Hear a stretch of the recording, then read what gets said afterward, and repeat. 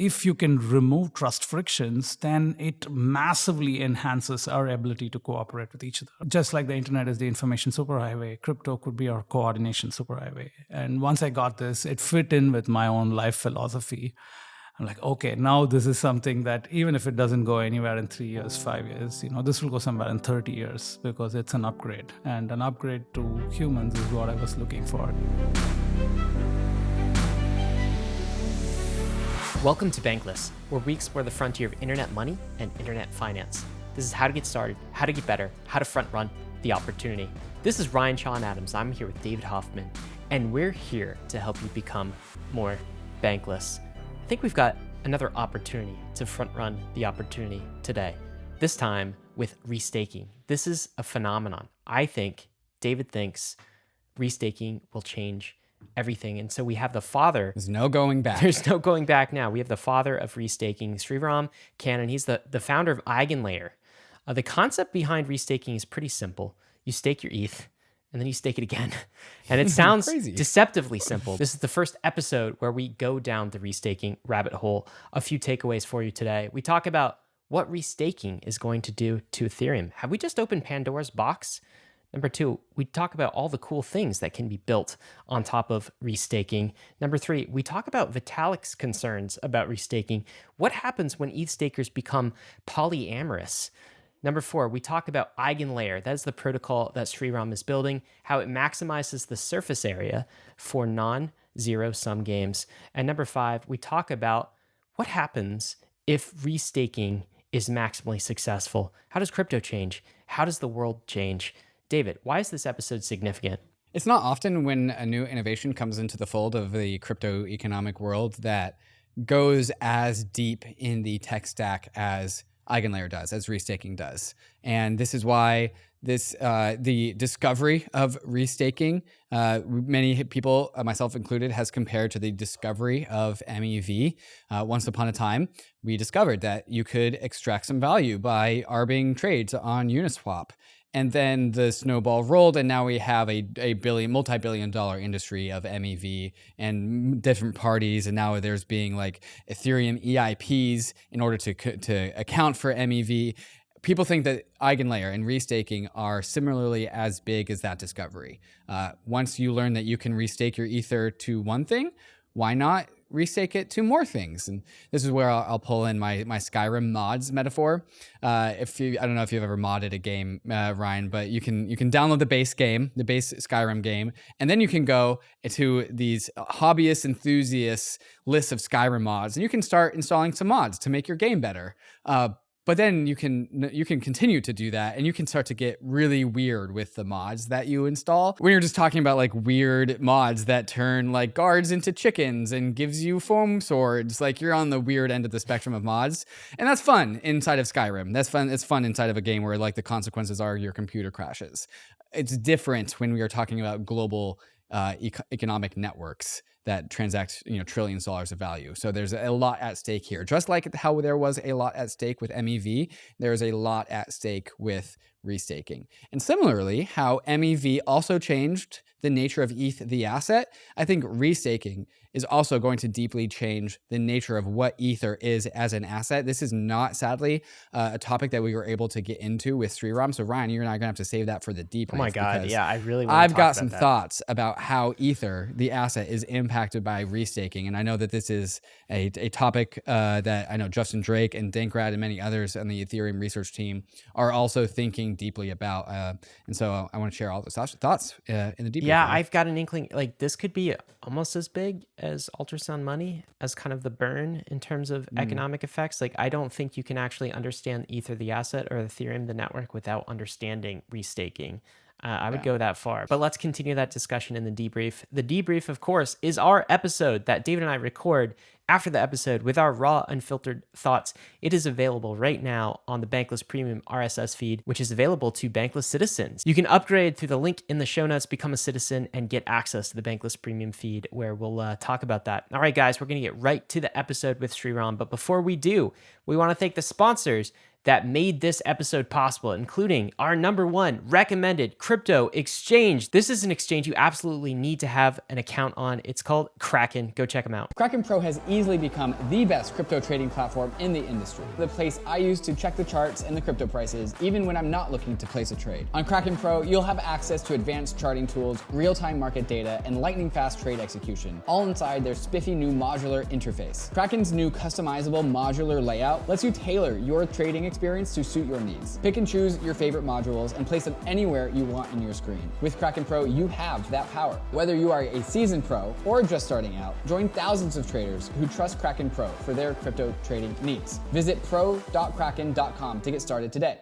MANTLE is a brand new high-performance Ethereum Layer 2 network, built differently from the other Layer 2s you may be familiar with. MANTLE is a modular Layer 2, built on the OP stack, but uses Eigenlayer's data availability solution instead of the expensive Ethereum Layer 1. Not only does this reduce MANTLE's gas fees by 80% compared to other Layer 2s, but it also reduces gas fee volatility. MANTLE has a decentralized sequencer set, eliminating the risk of downtime and censorship on the network. And because MANTLE implements multi-party computation nodes, Layer 1 settlement execution is shortened from 7 days to as low as just 1 or 2. MANTLE is the first Layer 2 built by a DAO and is backed by one of the biggest DAO treasuries in the world, BitDAO. MANTLE already has sub-communities from around Web3 onboarded to help the growth of MANTLE, like Game7 for Web3 gaming, or EduDAO for the world of DeSci, and Bybit for TVL, liquidity, and on-ramps. Check out MANTLE at mantle.xyz and follow them on Twitter at 0xmantle.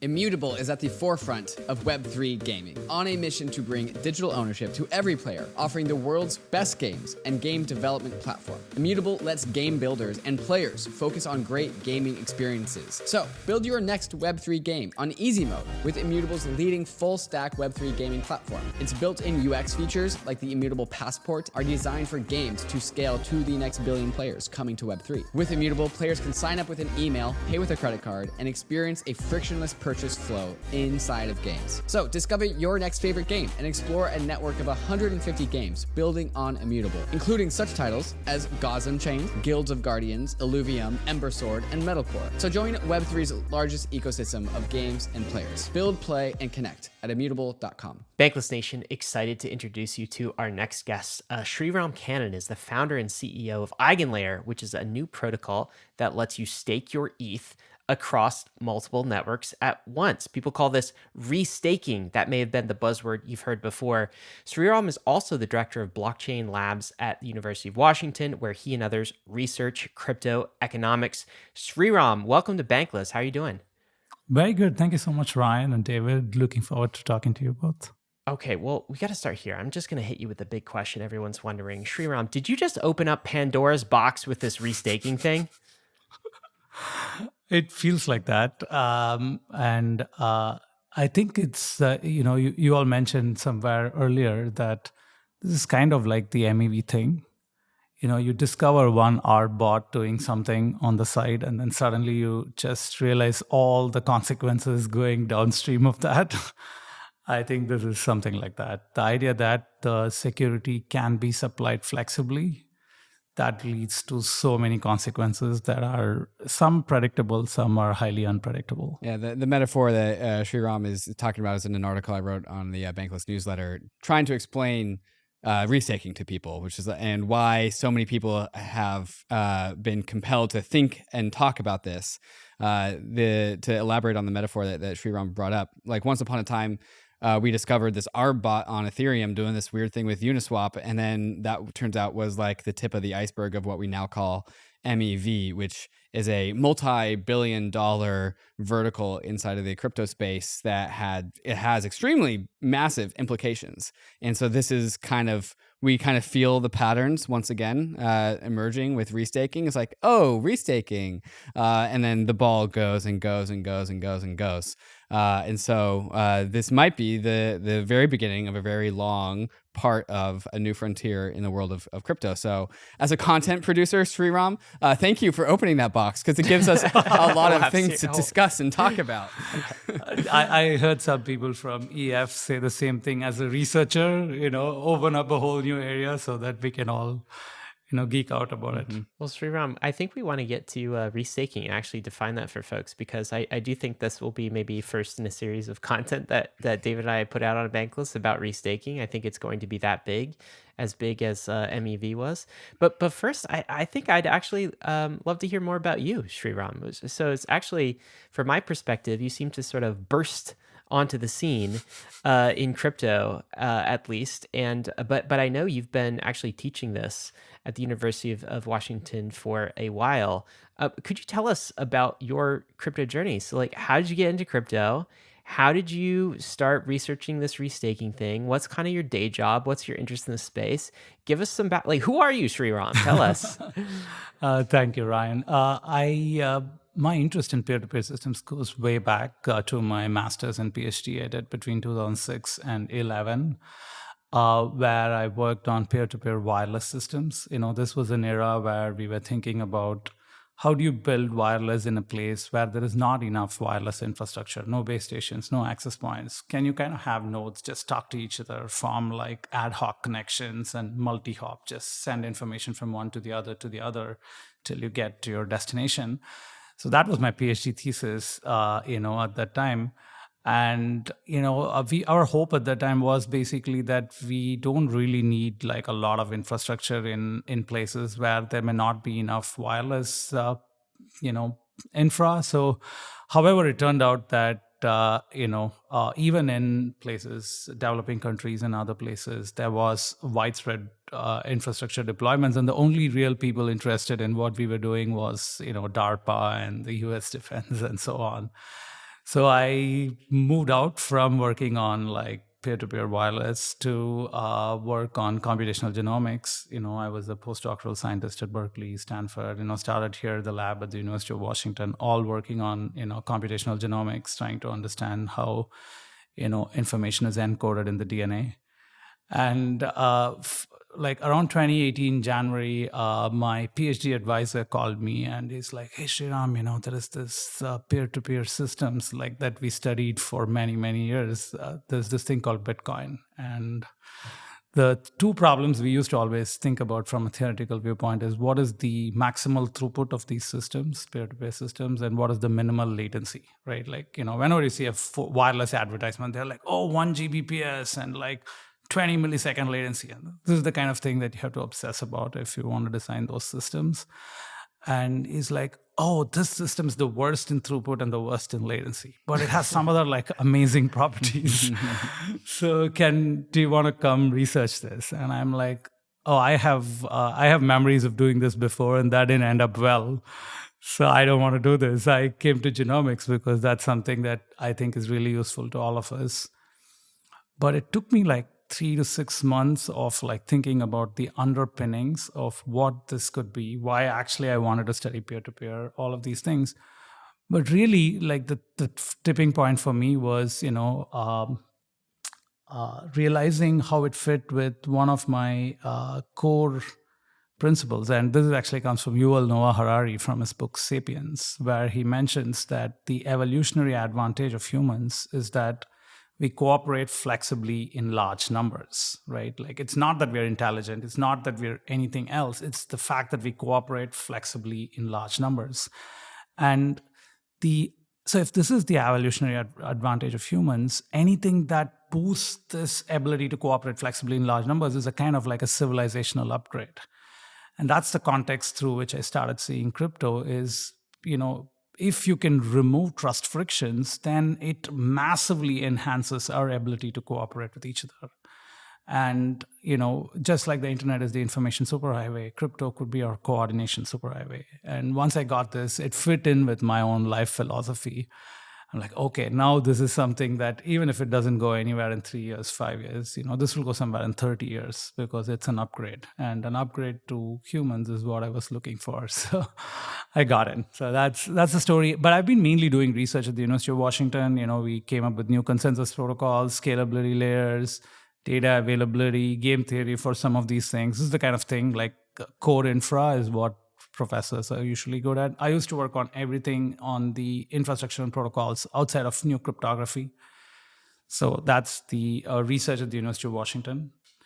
And how it led to Eigenlayer is when I was doing this, the first instinct I had when we came up with new consensus protocols is like, oh, let's just take this and go show the Bitcoin guys how cool it is, and then they'll just upgrade themselves. And I realized, my own naivete in thinking that. And then, I started interacting with the Ethereum guys, and I'm like, wow, this is much more welcoming, much more open to new ideas.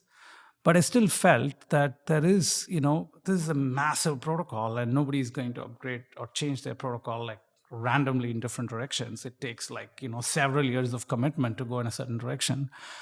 And the thing that I was left wondering with was, this phenomenon of, at that time, what we were calling prof coins, right? Professors had to come up with, as they came up with new consensus protocols, the only way that, that could come into the industry was that you had to go build a whole new L1.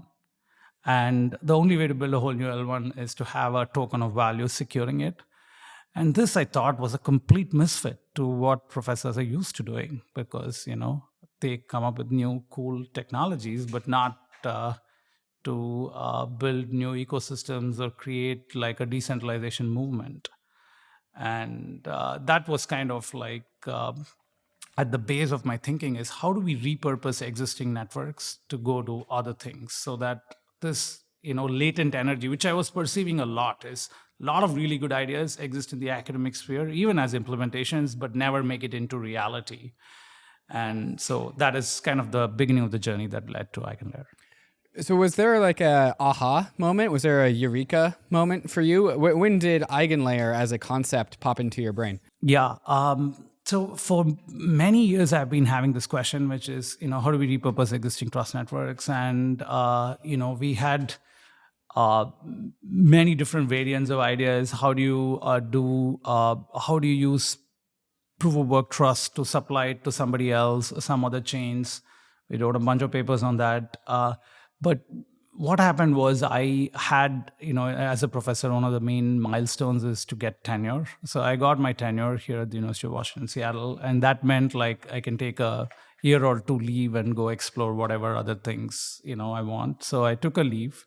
I said, okay, I'm going to kind of figure this thing out, which is, how do you supply trust flexibly? And we called our project Eigenlayer even before we had a solution to the problem. The Eigenlayer is basically, Eigen is your own layer. So anybody should be able to come and build their own ideas and technologies into this common system. So that was the vision. We didn't have a solution to how to do it. Initially, we had a different version of the ideas and so on. It took over 6 months to evolve into its form.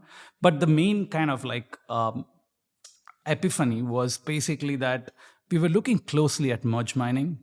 The idea that you can supply the Bitcoin proof of work trust to anybody else by saying that the same hashes that you're doing in the Bitcoin proof of work or in Ethereum proof of work before the merge can be supplied to secure another network. But there were major problems with this thing, which is what made it not take off. And the major problem was, if you're mining Bitcoin and mine another altcoin, right, using the same proof of work energy, even if 100% of the miners mine this other coin, if they go and attack this other altcoin, they have no penalty. At least if they attack Bitcoin, they're going to lose the value of Bitcoin, which means they lose the value of the equipment that they've invested heavily in. But if they go attack this altcoin, nothing happens to anybody. Most of their value is in the Bitcoin. So, so merge mining had this zero crypto economics associated with it. So it is easy come, easy go, right? You're not putting anything, no skin in the game. It was so why would you think? It was all carrot, no stick. Exactly. And Bitcoin's kind of like that too, but the stick in Bitcoin is that, you invested a lot in your mining equipment. Mm-hmm. And then, the mining equipment's value goes to zero if you go try to attack Bitcoin. But that's not the case when you attack an altcoin, which is even more, one more level ladder on top of it. So you get basically no incentive transfer.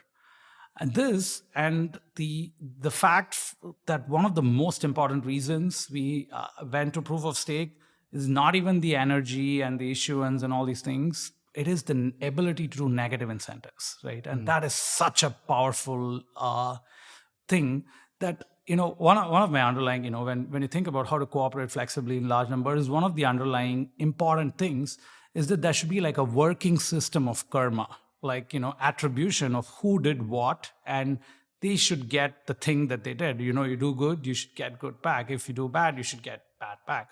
You cannot socialize, your own like attacks, whereas privatize your own gains. And this is the kind of system that proof of work was. Because if you go and do an attack, then all Bitcoin holders are affected, right? But your own bribes you gain, or like whatever value you gain separately. Whereas proof of stake had this very fine-grained karma, which is that if you go do an attack, you will lose your ETH, not anybody else. So I think having this fine-grained system of like positive and negative incentives is super powerful in actually creating these kinds of systems. And can we do, instead of merge mining, merge staking? And that's what later became restaking. It's interesting to see that the argument for proof of stake for Eigenlayer, for restaking, is similar to, it seems like just a logical continuation of why proof of stake in the first place. A lot of the arguments that you're giving, I remember Vitalik saying, like, about just the economic security model between proof of work and proof of stake. Like, what's more secure if you lie to the system that somebody comes takes all your money, versus you lie to the system, you just stop receiving new money. Like, the one where you just have all of your money taken away from you is going to be much more secure, because that incentive, and also just like the idea of flexible security just makes sense in a Turing complete proof of stake platform. But I'm wondering if we can just try and do the extreme explain like I'm 5, maximally simple left side of the bell curve explanation of restaking. So if people understand Ethereum staking, there's no way they can listen to Bankless and not understand what Ethereum staking is. So starting from there, what is restaking in its most simplest form? Yeah, restaking is the idea that the same stake that is used for securing the Ethereum proof of stake network can now be used to secure many other networks. That's the simplest version. So in staking, what you do is you lock a bunch of stake, and then you're saying, I'm going to validate the Ethereum blocks correctly as per the rules and the covenants laid down in the protocol. If I don't do it, I'm going to lose my ETH. That's the covenant that you're opting into when you're staking in Ethereum.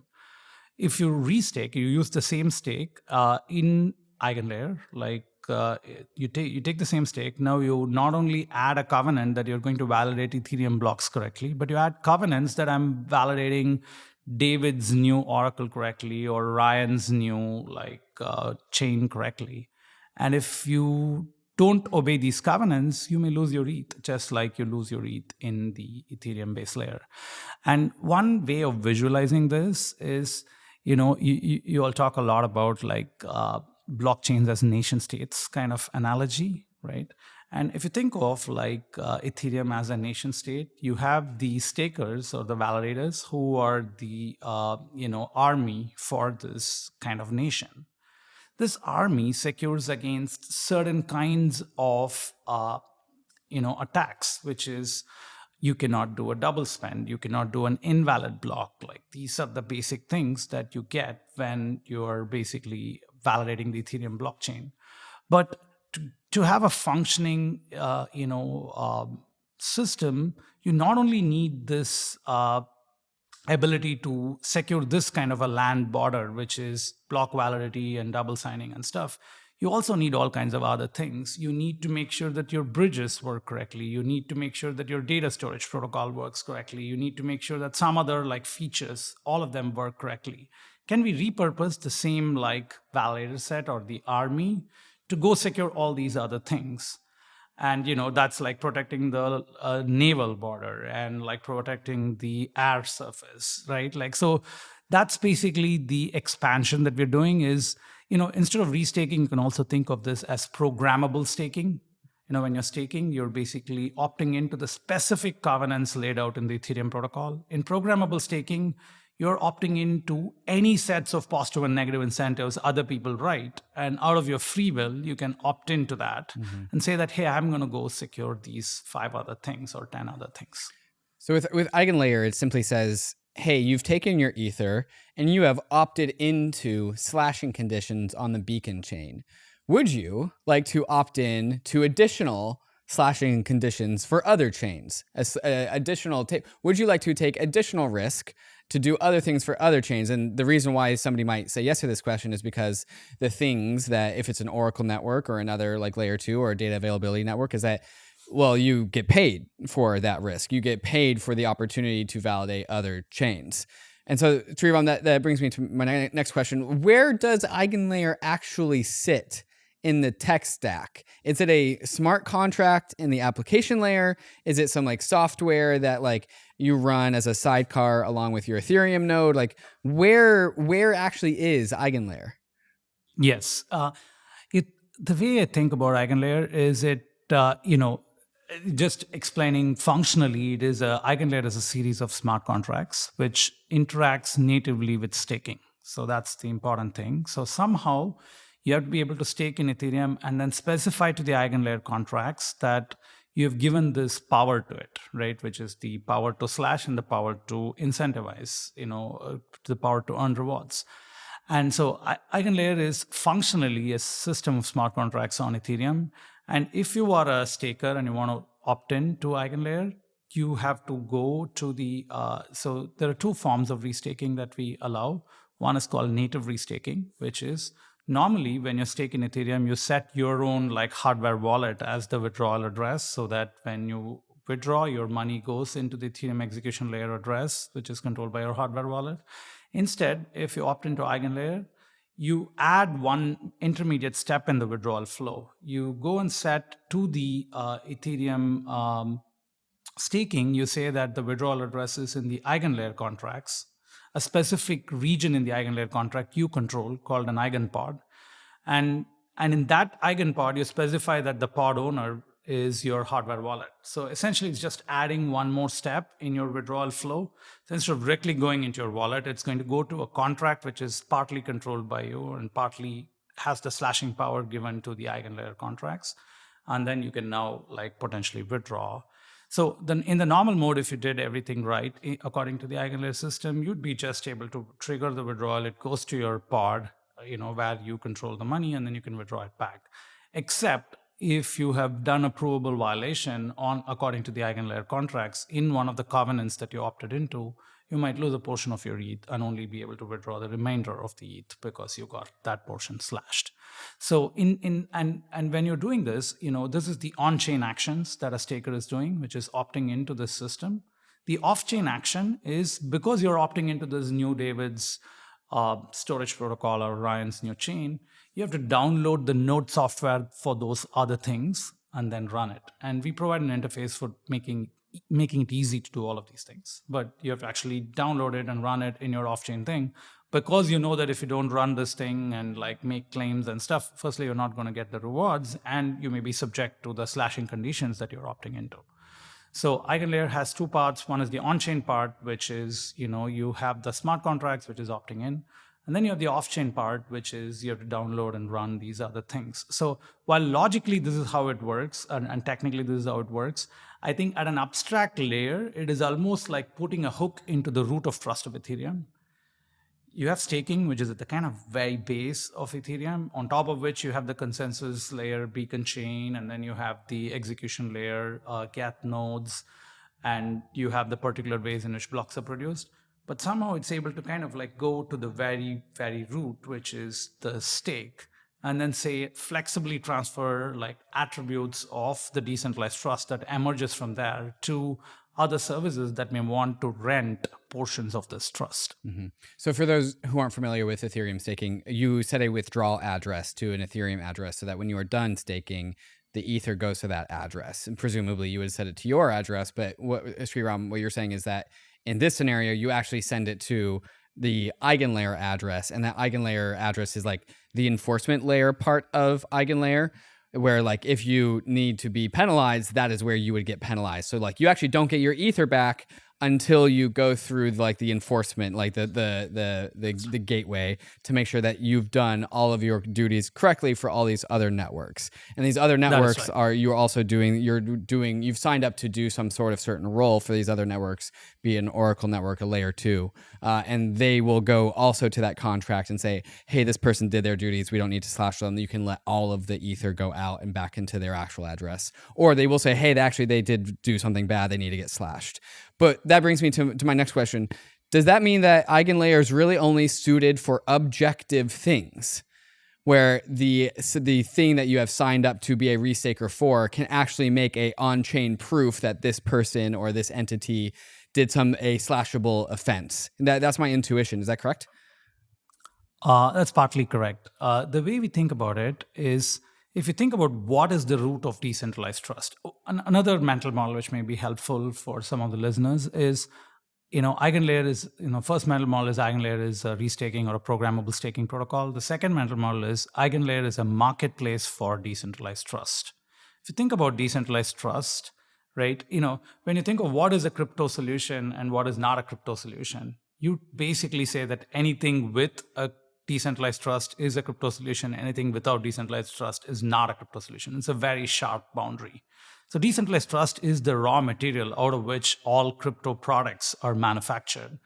And the decentralized trust in Ethereum is distilled in a specific way. You take this group of nodes and stake and stuff, and there's a particular coordination consensus layer called the beacon chain. And then there's a particular execution layer called the EVM. And then on top of which there's a particular things like the gas limits. And then it induces this thing called block space. Oh, you have 15 million block space, 15 million gas every 12 seconds or whatever. And that essentially Ethereum itself is a marketplace for decentralized trust, right? But it's decentralized trust distilled into a specific product called block space. So you have this notion of decentralized trust. It goes to the consensus, it goes to the execution, it goes to the gas limits, and then creates an object called block space. And the block space economy is clearly emerging in Ethereum to be one of the preeminent economies in the crypto space, precisely because the raw material of, like I said, every crypto solution needs decentralized trust. And Ethereum is a marketplace for decentralized trust. But it's a marketplace for decentralized trust distilled in a specific direction, using a certain consensus protocol, using a certain virtual machine, a certain scalability layer, and a certain gas limit, leading to this economy of the block space.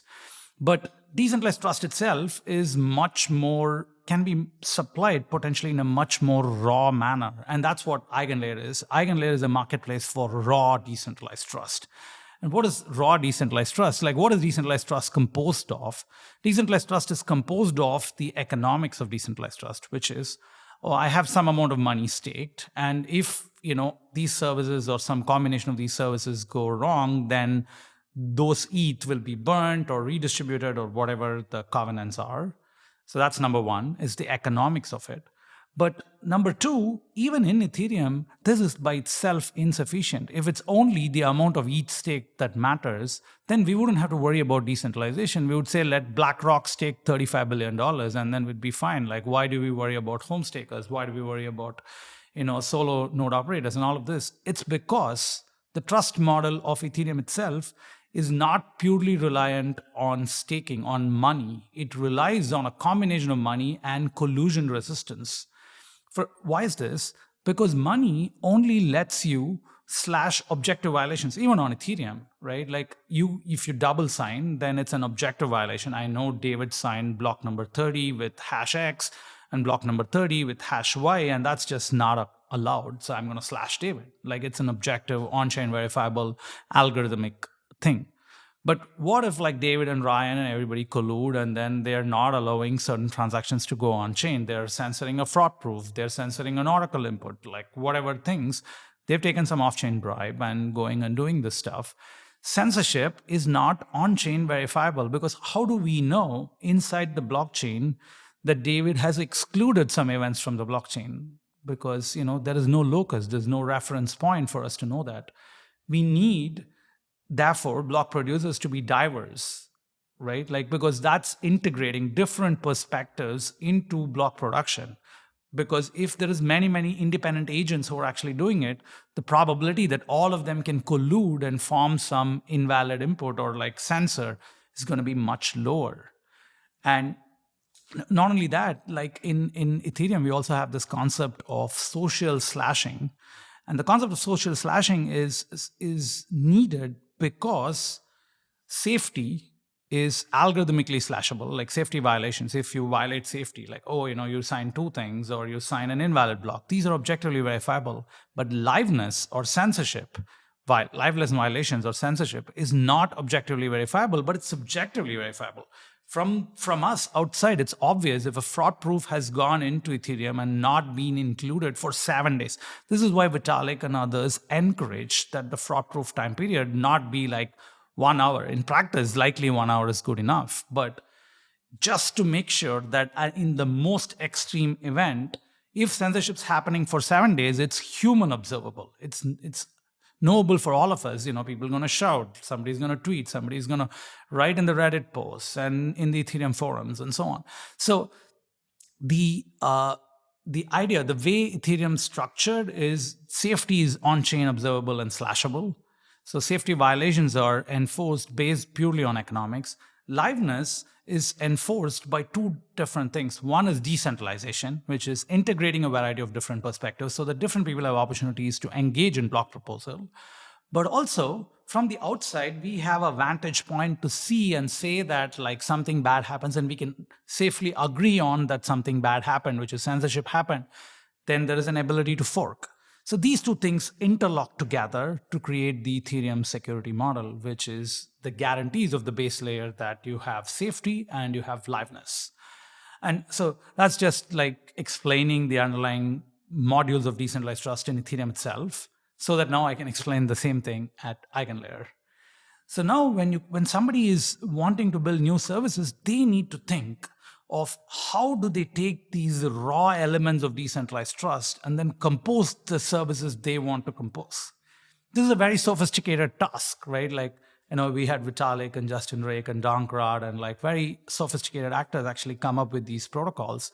And we expect the same thing to be true at the Eigenlayer level as well. So what are the raw elements of decentralized trust that Eigenlayer can supply? On the one side, we can supply economic trust. Why can we supply economic trust? Because you're restaking. Right? If you're restaking, then essentially you can subject yourself to slashing, and anything objectively verifiable can then be slashed through the Eigenlayer system. That's number one. So you can supply that.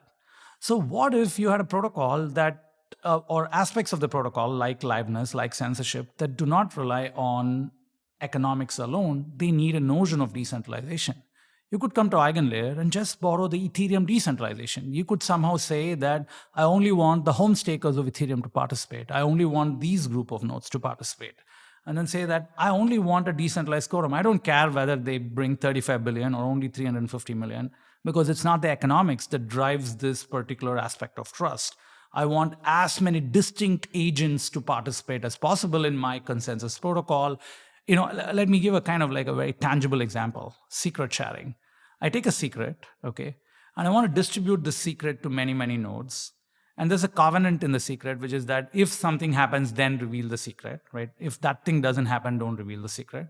What I do is I take my data and then encode it into small portions, and no one person has all the data. I take these 5,000 home stakers in Ethereum and split this secret and send it to all of them.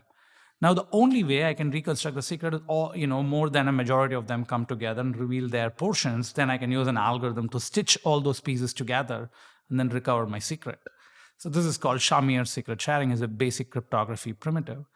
And if you want to build something like this, economics is not useful because it is not observable. It is not objectively attributable whether David and Ryan and others colluded together and revealed their portions of the secret, because who knows, maybe they met in a secret room in the Bankless office and revealed the secret. Whereas it's not observable, so I'm only relying on collusion resistance. If I bring 5,000 home stakers from around the world, where are they going to meet and reveal the secret? They may have to go through some, it's not easy. So by building this barrier, you can actually bring aspects of decentralized trust. So Eigenlayer is a thing which allows slashing only for objectively attributable offenses, but it allows the usage of decentralized trust for other things.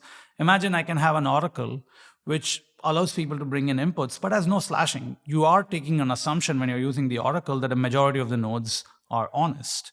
And if you take a very distributed group of nodes, it's possible that your assumption is satisfied. So just like the Ethereum protocol designers had to have like a very first principles understanding of what is decentralized trust, what are the aspects of decentralized trust, how do we combine them to actually make something useful and productive, builders on top of Eigenlayer also need to have the same first principles understanding of what aspects of decentralized trust exist, how do you mix and match these to obtain services that have the properties that you want. This is, opens up so many different channels. I feel like we could go down, Sreeram, and I'm conscious of trying to take all the paths at once.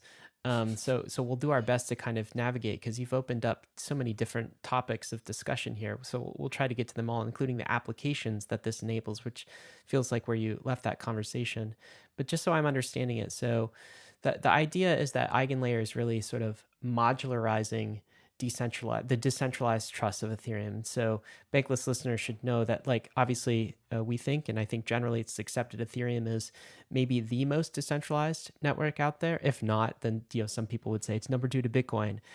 So anyways, one of the most decentralized networks out there, if not the most decentralized network out there. And what Eigenlayer is doing through restaking is modularizing the decentralized trust component. So in the way the market could buy decentralized trust from Ethereum is through block-based sales. That was the commodity that you could purchase. You want Ethereum's decentralized trust? Here, we've turned it into a block that you can purchase, right? And that was the export from Ethereum. What restaking and what Eigenlayer is doing is essentially saying, no, that's not the only form of decentralized trust. That's not the only commodity we can actually produce. There's a layer down, which is further, which is this concept of decentralized trust, and it could take a different form. It doesn't have to be block space, and it can take the form of economic trust and decentralization, but essentially any chain or any application can tap into that supply of decentralized trust and create something different out of it. Not block space, but maybe something different. And that concept in itself is very, very, very powerful, I think.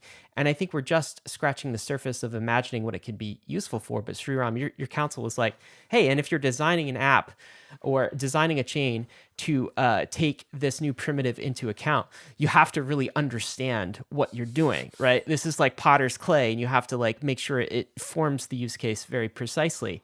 One thing I want to ask, though, is from a staker's perspective. So many Bankless listeners hold Ether, the asset, of course. Maybe they're staking it, some portion of it.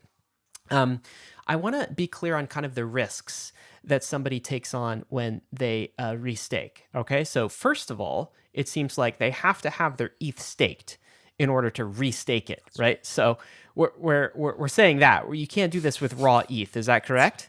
That's right. Okay. That's right. So you can either do it with ETH staked, or you can do it with liquid staking tokens. Like if you already have like RETH or, let's say Lido staked ETH, you could deposit the staked ETH. You could also theoretically do it with, just raw ETH, but the assumption is if you're okay with the risks that come with restaking, you should likely be okay with the native staking. So that's the assumption on which it's built. So the first layer of risk is fairly well understood by the market. That is, you stake your ETH, there is some risk associated with that. A lot of that is protocol risk. If you stake it with a third party or staking pool, then you accept another protocol's layer of risk. So that's risk layer 1.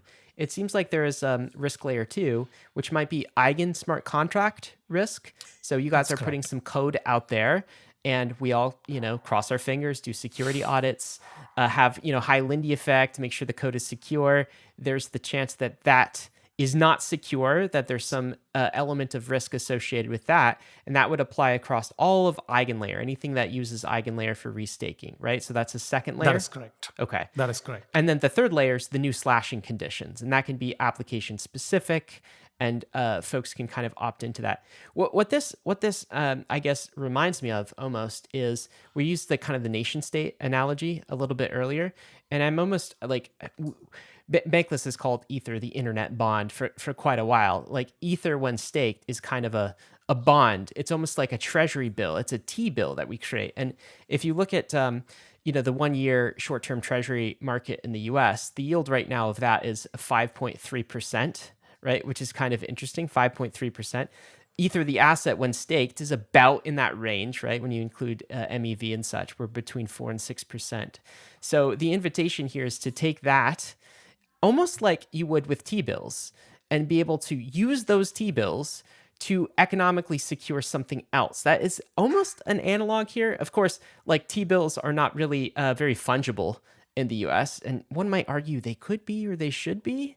I kind of feel like I'd rather have a T-bill than use dollars, right? Because that T-bill is giving me the 5% interest rate that maybe I should be entitled to, but that is not a fungible unit. But on Ether, it really is. And so you can use your staked ETH, the protocol risk of Ethereum, and restake it, and you take some other risk in exchange for some reward.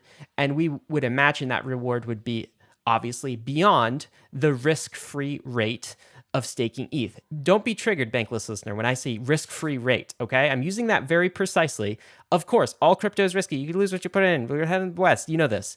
But the risk-free rate for Ether is like, if you want a return on Ether, there's no better place than actually staking Ether. There's no less risky place than staking Ether. So that becomes the risk-free rate. And then anyone who wants to tap into the trustless security of Ethereum is going to have to pay some premium on top of that. So from a staker's perspective, you could stake your ETH at like 4 to 6% annualized.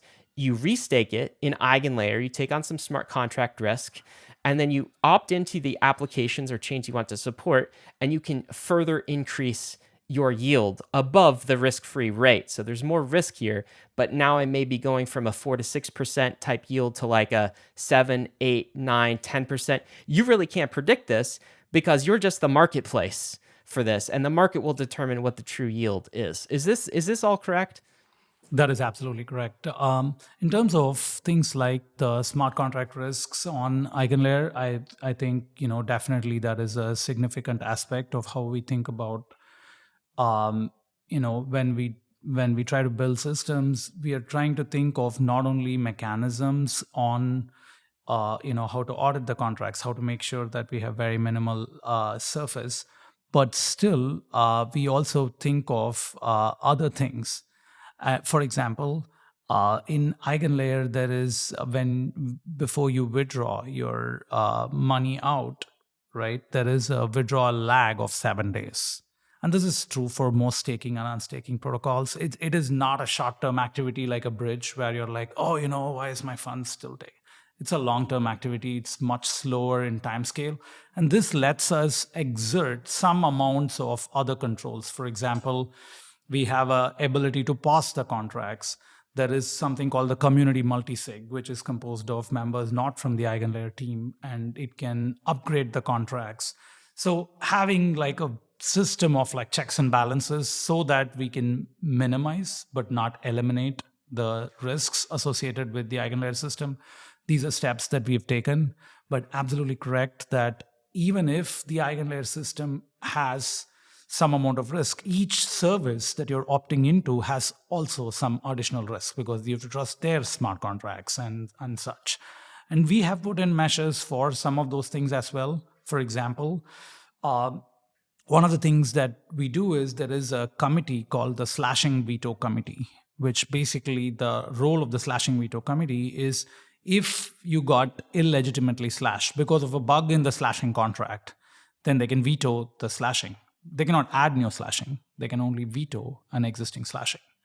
And what this does is also segregate, because you have this veto committee which can veto slashing. And this veto committee will only accept some set of services, right? Because they have to be able to understand the service in order to veto what is a legitimate and what is an illegitimate slashing. So what this does is create a tiered system where there is a permission tier, which is onboarded by this veto committee, because they're going to vet the various conditions. For example, like the composition of trust that I mentioned, you should only have objectively attributable false. You should only, if you're using subjective things, then use decentralized trust. Don't try to slash it. Like all of these kinds of things, which are protocol specifications, can be checked by this onboarding committee in the permission tier, which is protected by the slashing veto. There's going to be another permissionless tier where if you built a protocol, if you built a service and it is well ossified, then you would say, like, who's the slashing committee? I don't need them. I'm a veto committee. I'm going to go to a tier which is not protected by this. But you need to be able to convince the stakers who are now taking an excess risk, right? Because they're not protected by the veto committee. You need to convince them. And if a random like degen protocol is built on top of this other service, it's up to them to then go and convince the stakers that they have to go like do this crazy thing. So by creating a system of checks and balances and internal social consensus inside the Eigenlayer system, the slashing veto is an internal social consensus, right? It's a system of like participants which can basically veto slashing. They cannot add on slashing, but they can veto slashing. So things like this actually create a very nuanced system which has a lot of internal checks and balances. But at the end of the day, the high-level picture is what Ryan laid out, which is you have your ETH. You want to earn additional rewards for validation services. So you use the Ethereum base layer staking. That is the absolute risk minimal thing that you can do. On top of which, you may say, oh, I like these protocols. These are pretty risk minimal. I'm going to opt into them. I want to just say one important thing, which is that if you look at the scope of what possible revenue opportunities exist in Ethereum or in blockchains broadly, you have things like, oh, I can go and participate in decentralized finance. I can go and participate in a lending market. I can go and participate in a kind of like a market making or whatever, and then earn like a bunch of yield. But all of these yield, all of DeFi yield is you're underwriting some price risks. That's what you're getting a yield for. You're underwriting a price risk. Like you are saying, oh, I don't believe like ETH to USD is going to change that much, or like this to that is not going to change that much. And because if it does, you're going to lose money. I'm going to underwrite like some volatility risk. That's what you're doing in a lending market. Like you're underwriting some set of like financial risks, price risks, when you're like trying to gain yield in DeFi. But really, and this is not unique to blockchains. Blockchains make them transparent, right? Like and verifiable that some of these conditions and covenants are held. But that's the only reason you have a non-zero yield is you're underwriting price risk, because if that's not the case, then you don't get any yield. What happens in Eigenlayer is that we have this realization is validation yield is the unique thing about blockchains. So what is validation yield? Validation yield is you hold a bunch of ETH, and then you put it down, you lock it down in a contract, and then you are providing a service, right? It's a service provider fee. It's a combination of locking up some money and providing a service. That's what staking yield is. And staking yield is non-zero because of an information asymmetry. What is this information asymmetry? As a staker, you are honest. And if you understand the protocol and its risks, which is it's theoretically doable, right? If you understand the protocol and its risks, you can basically be sure you won't lose your ETH unless you're malicious, right? Whereas an external party, like, you look at me and you say, oh, Sreeram, maybe he's good, maybe he's bad. So you don't know that I'm honest or not.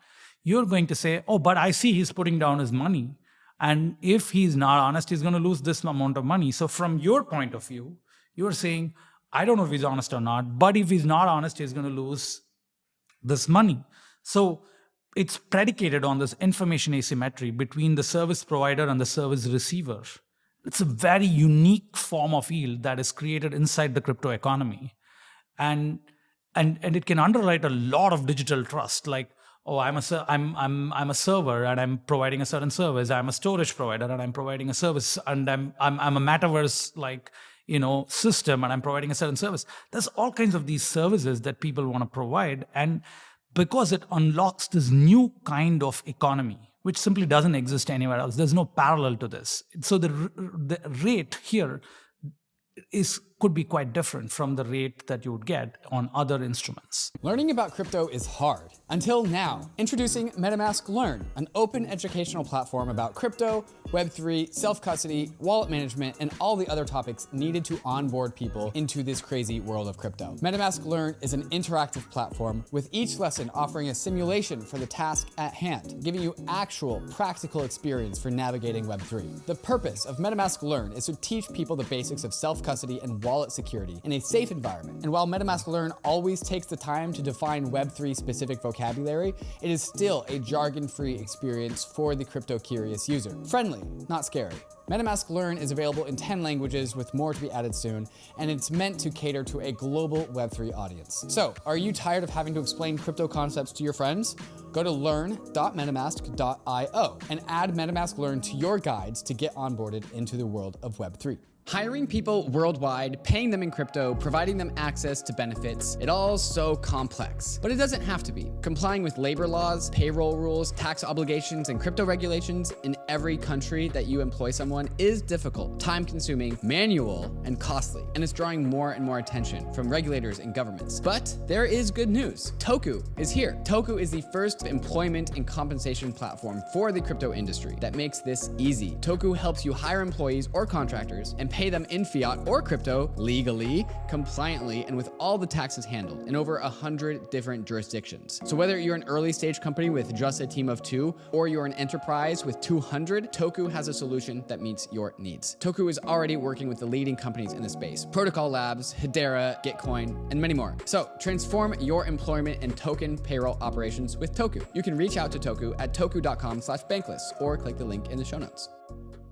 Introducing ETHX from STADER. ETHX is a liquid staking token designed to maximize rewards, all while securing Ethereum. With STADER, you can run an Ethereum node with just 4 ETH, an 85% lower capital requirement versus the 32 ETH required for solo staking. With STADER's 4 ETH nodes, you can get a 35% average higher yield, since you charge fees to those who use your node to stake their ETH. By running a node with STADER, the ETHX staking derivative token can get minted on your validators and can flow into the world of DeFi, which STADER is actively building integrations and partnerships into to increase the utility of ETHX. STADER allows for both permissioned and permissionless nodes to join the network, maximizing its potential scalability for ETHX, while preserving the values of decentralization and openness behind its liquid staking token. Go to staderlabs.com/ETH and sign up to get access to the STADER staking protocol.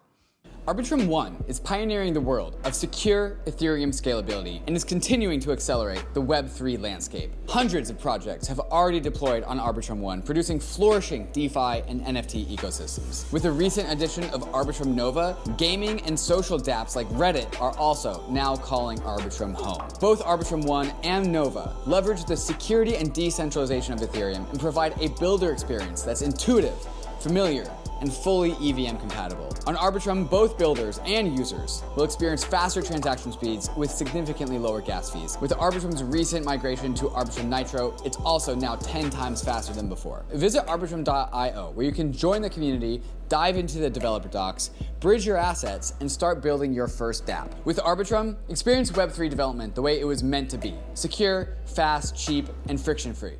We're going to get to all of the different applications in just a minute, and what this innovation can breed. But just I want to pause on the staker piece, guys. Staking is about to get real interesting, like real interesting. Because imagine now you are a staker, and you have the opportunity to maybe juice your yields by some amount, and there's thousands of different options in order to do that. And I'll remind Bankless listeners, as usual, right, in a competitive marketplace, higher reward equals higher risk, okay?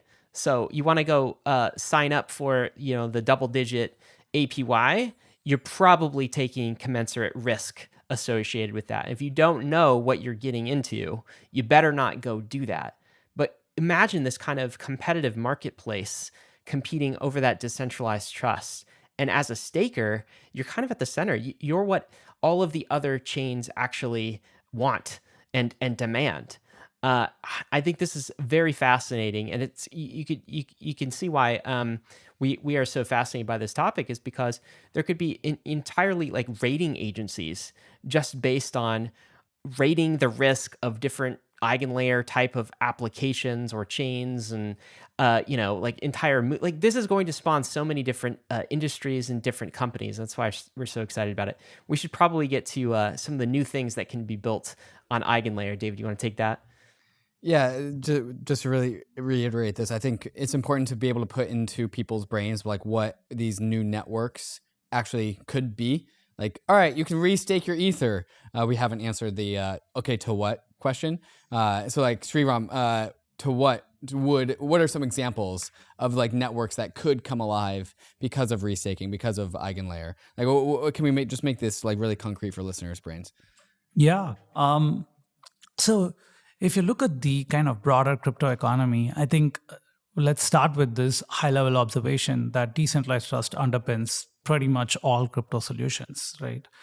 And so you start with that, and then you say, okay, what are the other innovations people are doing which are currently potentially outside the Ethereum ecosystem that we can now like supercharge with this $35 billion plus of staking that exists in the Ethereum ecosystem? Number one, new chains, right? Like you look at, I'm going to start this new chain. I know why do you start a new chain? You start a new chain because you have a new consensus protocol. Okay, this new consensus protocol is going to achieve finality in like half a second. Okay, that sounds pretty cool. Can we bring that to Ethereum? You stake ETH and then you opt in, and now you're running a new consensus protocol.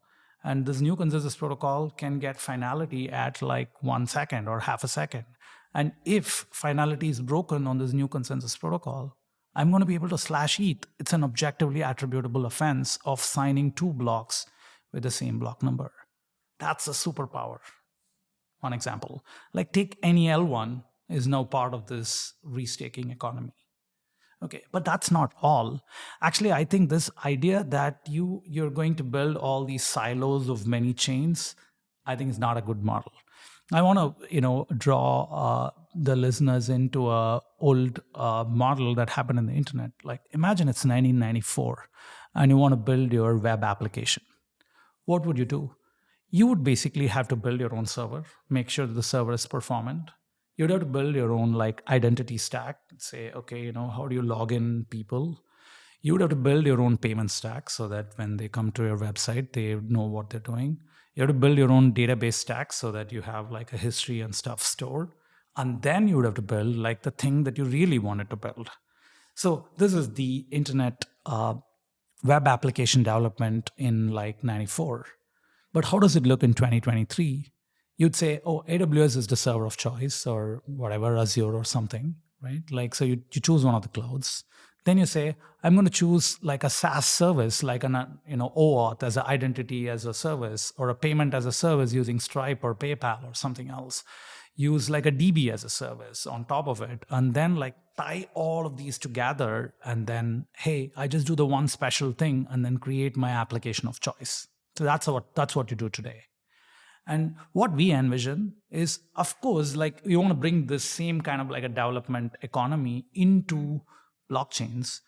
The problem is AWS cannot be the substrate, right? Like the substrate needs to have decentralized trust. We already established that that's what demarcates a blockchain solution from a non-blockchain solution. Now we have the decentralized trust substrate, which is Ethereum stakers putting down money and computational resources to supply that trust. Eigenlayer makes it more flexible. Now you can have services built on top, like just like the SaaS software as a service was the corresponding economy in like the cloud era. You build many SaaS services, and then any end application concatenates these SaaS services to form the application of choice.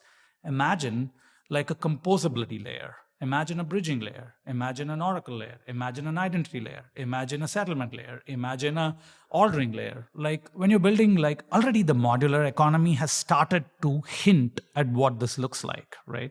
You have a sequencing layer is separate. You then have a bridging layer is separate. You then have a settlement layer is separate. And a data availability layer is separate. But this is not all the components, is what I'm trying to allude to. Just like you look at the SaaS economy, there is many, many, many SaaS services. A typical web application uses 15 SaaS services and concatenates them, right? And we would expect the same thing to happen in crypto. Like, why would we think otherwise? And SaaS is one of those categories where you can take one concept and then like dive deep and really kill it. Like secret sharing is a SaaS service on the crypto world, right?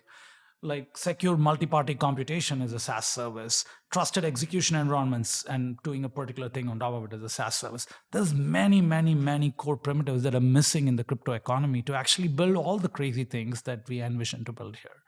And so to make it a little bit concrete, so I just want to present a high-level vision and then I can make it a bit concrete. Let's just look at the role of modular economy today on Ethereum and kind of envision what are the missing components and how we can supplant them with Eigenlayer. Because some people get very confused when they look at Eigenlayer. They're like, oh, is this going to be competing with the layer 2 landscape? No, it's completely complementary to the layer 2 landscape. Why is that? Layer 2 the architecture of layer 2 is the way to scale Ethereum, is the way to scale any decentralized blockchain.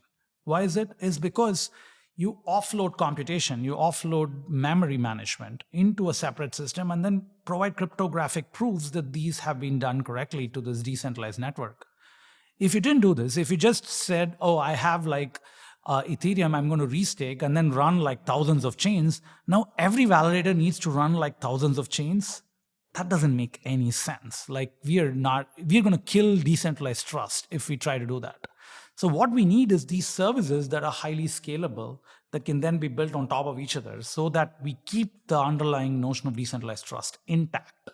You know, a degen version of restaking that could have been built like even 1 year back would have been take a liquid staking token, just stake the liquid staking token, fork Solana, and then run on the Ethereum Trust Network.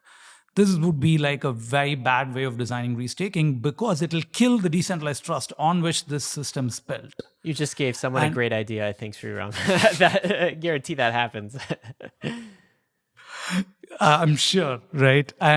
But the thing is, the way Eigenlayer is designed is it allows for modular aspects of trust. Somebody could build that, but somebody can also build the more decentralized, the more stable version.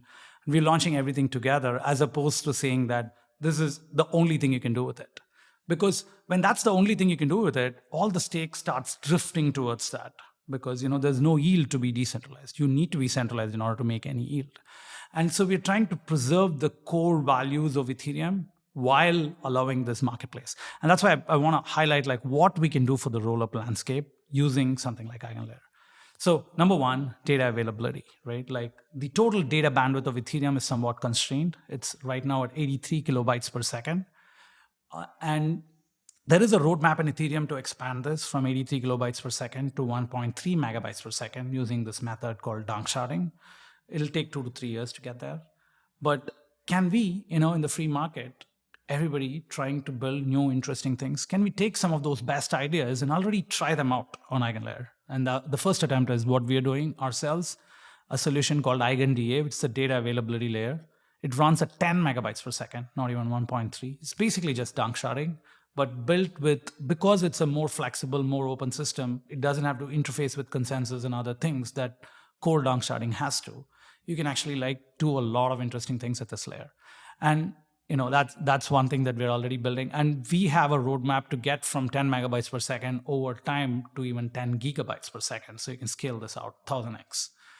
So, we envision the crypto economy to grow, so big that, megabytes per second is not going to be enough. So that's one example. Rollups all need data availability. And can we provide a cheap and sustainable version of data availability where everybody doesn't have to download everything, like nodes do very little work. They use data availability sampling and other ideas to actually scale the system. So that is Eigen DA, one example. Can we actually hang on Eigen DA just for a little bit, just because it's super concrete and it's worth just unpacking this part of the story. I think it's just a good way to understand Eigenlayer.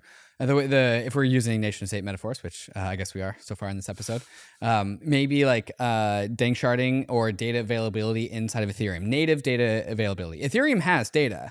It doesn't have too much of it. It's very, very constrained on that because it's decentralized. And so maybe Ethereum's data availability is like the United States Postal Service.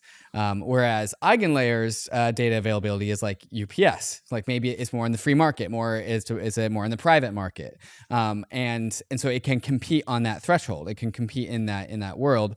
And it also doesn't have to be constrained by the low movement that happens at the nation state level. Like you've really got to wait for 4844 for danksharding to actually come to mainnet. Maybe the private market can move faster. And it's good that the private market and the actual like enshrined protocol of Ethereum, like these compete with each other. This is an open free marketplace. So let's make sure that we have. There is one like really cool vision that we have for Eigenlayer is that it is a place where many EIPs compete before it becomes enshrined. So the same idea for layer 2s, right? Like you look at sharding, right, which was basically like state enshrined like rollups, right? Basically, it's an execution sharding is a particular version of rollups that has to be fixed and enshrined and like built by the core protocol team.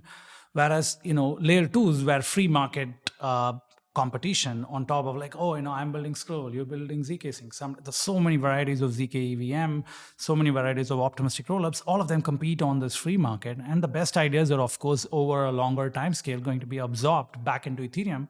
These protocols, the free market protocols will continue to have an edge because, they're not going to, they're going to have newer and newer features, whereas the core protocol will also upgrade. And this is the same roadmap that we see because you need to be battle tested a lot. And there was no place for battle testing all these different ideas before they get enshrined, if it was at the more deeper levels of the protocol stack. And that's what Eigenlayer furnishes, exactly what you're saying, which is that it allows for free market competition on, say, like, what is the right version of like dunk sharding? Many people build these different versions, and then somebody's like, actually, this is the right thing. And maybe not the one EigenDA is building, but somebody else is building. And then that then goes and becomes part of Ethereum itself over a 3 to 5 year time scale. Whereas on that layer, people are still innovating and saying, it's 10 gigabytes per second is not enough. We want to do 10 terabytes per second. And that's what runs the important thing about this, too, is that it is secured by the same Ether stakers. Essentially, it's the same kind of economic security that could potentially secure EigenDA as would secure danksharding. That's right. So while the economic aspect of the trust, so there were 3 aspects of trust on the Ethereum core layer. One is the economic aspect of the trust. The other is the decentralization aspect of the trust. And the third is the social forking aspect of the trust, right? Remember when some transactions not included, you can fork Ethereum. That third aspect of trust is missing in Eigenlayer, even if 100% of stake is restaked, right? Even if every staker restakes and runs, when dunk sharding is running, if a block data is missing, Ethereum will fork around it because, that's the protocol. It's the protocol forks around like invalid states. Whereas on Eigenlayer, if the same thing happens, we have no ability to socially fork Ethereum. So there is a difference. The dividing line is the protocol concerns basically has social forking, which is like a nuclear option, like, going with the state analogy, like the nuclear power is only with the state, it's not with the free market. And so that's something I want to delineate. But everything else, the decentralization, in fact, it's possible to have more decentralization on Eigenlayer than on Ethereum. Why would I say that? Even if the validator set is the same, it's because you could say that I'm excluding these whales, like who control like the top, I take the top 30 validators and remove it. And only the remaining ones all have power. So to get to a majority in Ethereum, I may need like 30 or 40 nodes because they have a dominant amount of stake. Now I remove those 30 or 40 in my service and then say I only have the remaining 9,960. It's like all the solo stakers, let's say. Right. All the solo stakers, exactly. And retail chain. Exactly. So you could build like really, because it's modular, you can isolate like you have this laser-like ability to say, I only want these things. I don't want those other things. Or somebody might say, I'm building a Solana on like Ethereum. I don't need these like slaggards from home, like trying to opt in. I only want economic security. I just go with these like just Coinbase and like big liquid staking protocols, good enough. That's fine. Like that's the free market and that's what it needs to do. And picking up on the whole like USPS, UPS metaphor, I want to bring in a third player here, which is like Celestia. Celestia is a data availability solution that is outside of the fold. It is a layer 1 blockchain that is meant to be a data availability solution. kind of in the same way that Eigenlayer DA is also a data availability solution, but Celestia is secured by its own token. So it's like the USPS of Canada. I don't know what it's called in Canada, but the point is like a different Canada Post. It's Canada Post. But that's the point of like that we're really trying to drive home here is that, well, with Eigenlayer, with restaking, we can have the benefits that Celestia has, that Canada Post has, if Canada Post is meaningfully that much better than USPS. We can bring that into the fold, have it be secured by ETH stakers, and then also have that data availability solution that is free market competitive, but closer to home, if you consider home to be Ethereum. How do you like that for a metaphor, Sreeram? That's really good. The one thing I want to say is like, the Celestia guy is bad from Ethereum. And if there was something like this, maybe several years back, it's possible that even Celestia would have built on top of this kind of a common layer. And also I want to mention that there is a benefit for having your own token for services building on top of Eigenlayer. And why is that? That's because that aspect of the token you can do social forking, whereas you cannot do social forking on ETH. So you can have things like dual staking where you say that, oh, there is a kind of ETH stakers are securing this, but also my own token stakers are securing this. But if this service goes wrong, I can socially fork these guys. And so that imposes some kind of like an economic penalty, but it's only can be enforced socially. So there are all these aspects of trust, like I think Ryan mentioned earlier, like when you're constructing these protocols, you have to think from first principles, what is happening, and try to build, enough attributes in different layers, just like Ethereum has thought very deeply about these things. So yeah, that's how, when you're building a protocol, maybe you need your own token, but it's in addition to like whatever trust is coming from Ethereum, because Ethereum doesn't have social forking and you want to have social forking on your token, and data is considered stored or available only if both these different quorums agree that data is considered stored. So you can mix and match aspects of trust. Not only services are modular, trust itself is modular, right? Like, you're going to say, I need decentralization trust for this. I need economic trust for that. I need social forking trust for this. Like all of these different things come together in order to make your particular service. I don't know if we're stretching the analogy too far here with Canada and the U.S. and Canada Post versus the United States Postal Service or something. But what's interesting is Canada certainly would not want to, speaking on behalf of a Canadian citizen here, that's me, so Canada would certainly not want to leave its social forking over to the U.S., right? It would not want to like opt into the U.S. Congressional rule of law, that sort of thing, right? Of course. But Canada does benefit, I would argue, and I think if you ask any Canadian, they would also agree, from the U.S.'s military security.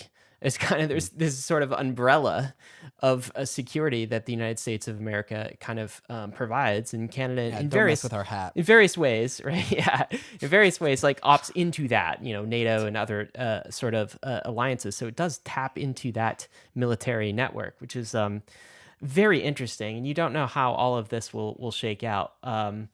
Anyway, observation. I don't see Canada Post being supplemented by the United States Post, but they do use UPS, which I don't know what that means. And there's FedEx in Canada as well. I don't know what that means in our analogy here.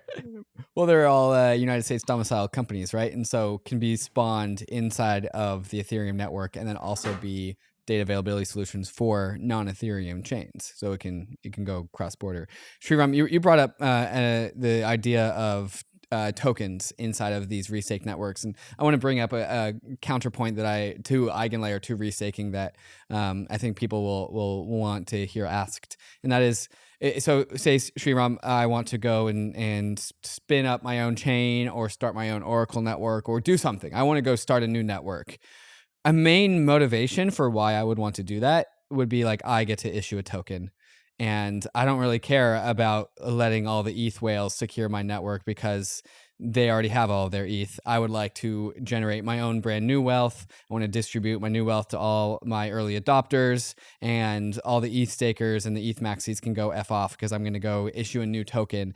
And that's always been actually the reason why we've enjoyed tokens, because they are network bootstrapping mechanisms. They really have solved the bootstrapping problem. So why would why would people want to start their own network with Eigenlayer when they could just issue a token? Like, you're taking away the cool thing about this whole industry, which is issuing tokens. So what would you say to this? That I would say history proves otherwise. You go back to 2013, okay, and you could say, why would, in fact, Bitcoiners were saying, why would all these applications come and live inside one common tent, the Ethereum, and just be a dApp on top of this Ethereum network? How would Ethereum network itself be secure enough to hold so many applications? It's an unstable equilibrium, is what people said. So both the aspects combined here. One is, why would you want to be part of this kind of like a big tent thing? Number one. And number two is, how would this tent be big enough? Like, how would there be enough stake and value in this to actually secure all these things? And the answer is, we saw both the things happen, which is pretty much all dApps were built on Ethereum till Ethereum was saturated, right? Like in block space, the CryptoKitties thing happened. And then people are like, oh, maybe this block space is not infinite and it's going to get saturated at some point. So maybe we need to build another L1 or go build on another L1. And it is because it's much, much easier to bootstrap your network if you don't have to also do your security, right? It's the same reason why, same thing happened in the cloud, right? Like, you go back in 2001, 2002, you'll read articles, or 2005, even 2010, you'd read articles that say, there's no way companies will migrate to the cloud. Except now, like, only the absolute, biggest ones even think of running their own, server infrastructure. Because it's a headache. It's a super specialty to actually go run a cloud, right? It's not something you want to do. It's going to add huge overheads. It's exactly the same thing. So, first is dApps have tokens, right? Like, we're not against tokens. dApps have tokens, and their tokens can be used for bootstrapping. And in fact, on Eigenlayer, you can use your token for bootstrapping without having any fee, right? Because initially, on Ethereum, if you're building a dApp, initially all the users still have to pay the gas fee of Ethereum, which could be expensive. And whereas if you're building something on top of Eigenlayer, you would say, I'm compensating stakers directly from my own tokens, small fraction of my own token. And because it's restaked security, it's shared security across so many systems, the per system fee is much lower, right? So here's a very simple way of visualizing this. Let's say there are 1,000 applications, each of which can have offered $1 million worth of security because of the fee they're paying. If you aggregate all of them, you get a $1 billion security with the same fee basis. And everybody's enjoying the $1 billion shared security. It's just much better. And shared security is much better than disaggregated security. We see this in the real world. We see this inside blockchains. So the cost of purchasing that security is much lower because it's shared. It's not like I have to, Canada could say, it's big enough to say that I can have my own army, right? Or they do, but not to the same extent that US does. And because they're sharing are partaking in this through a variety of soft and hard agreements. And that's the same thing that'll happen in this space, is you don't need to bootstrap your own system. So actually bootstrapping your system is one of the hardest things, and we see this time and again, right? Because what happens is when you try to bootstrap your own system using your own security, you can only supply services to things of value less than your token value, right? Imagine your token is a kind of a new chain and it's worth 100 million. Now you can really supply security only worth 100 million through this token. And that restricts your own ability to gain adoption. Whereas if you come and use a restake security, maybe you get 35 billion of security. And maybe now you can offer services to everybody in the ecosystem, and that grows your market. So that's answer number one. Answer number two is, if you look at the SaaS economy on the cloud era, you see this is one of the most productive for VCs and for entrepreneurs, because you can take a narrow slice and then kill it. Say, I am the identity layer for X kind of for social login. It's a very, very narrow thing. But there are so many things that rely on this narrow thing that it's worth it, right? That's the same thing we envision would happen. If somebody would come and build a service, ordering, sequencing transactions for all the layer 2s is a narrow service. But it's built on Ethereum's great security. Firstly, as a roll-up, that's much more compatible to say that, oh yeah, it's secured by Ethereum. It's the decentralized sequencing coming from Ethereum stakers.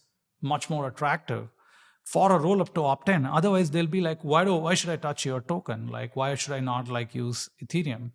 And so there are ways in which this market, like you can enhance your market share by opting into the system. You have your own token as a value capture mechanism where a fraction of the fees get routed to your token. You can use your token even as a payment token. You pay fees in only that token, possibly. You use your token as an incentive and bootstrapping mechanism. You could also use your token as an additional staking mechanism. So you can do all of these things.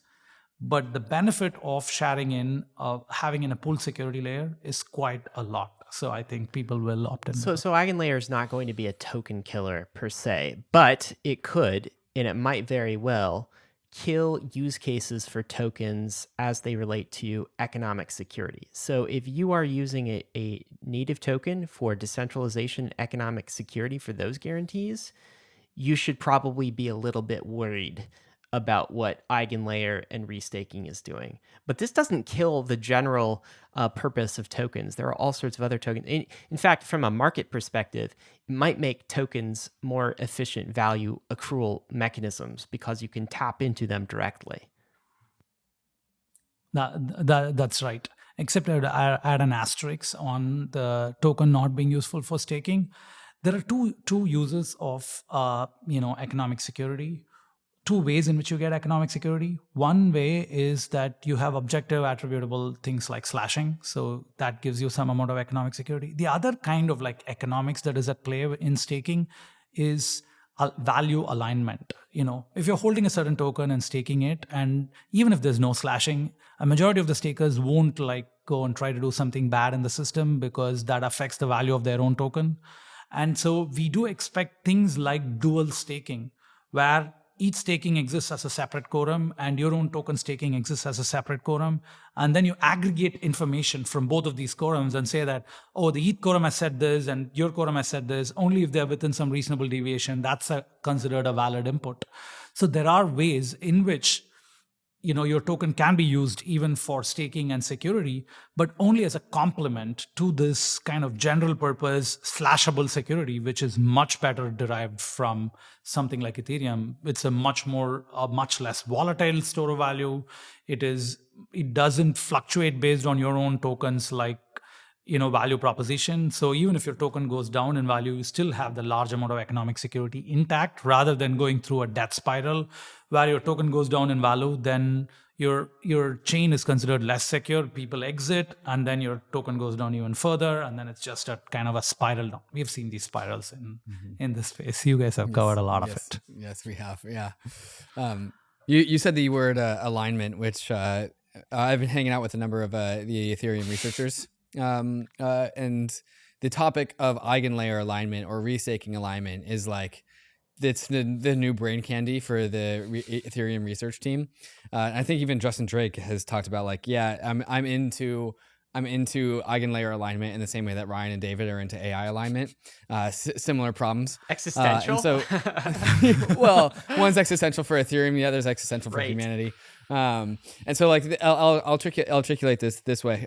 Is like currently pre-Eigenlayer, pre-restaking, in our naive protected form before restaking came and penetrated our bubble, all of the Ethereum stakers were this homogenous group of people that had one network to do their one job, which was to secure your one network.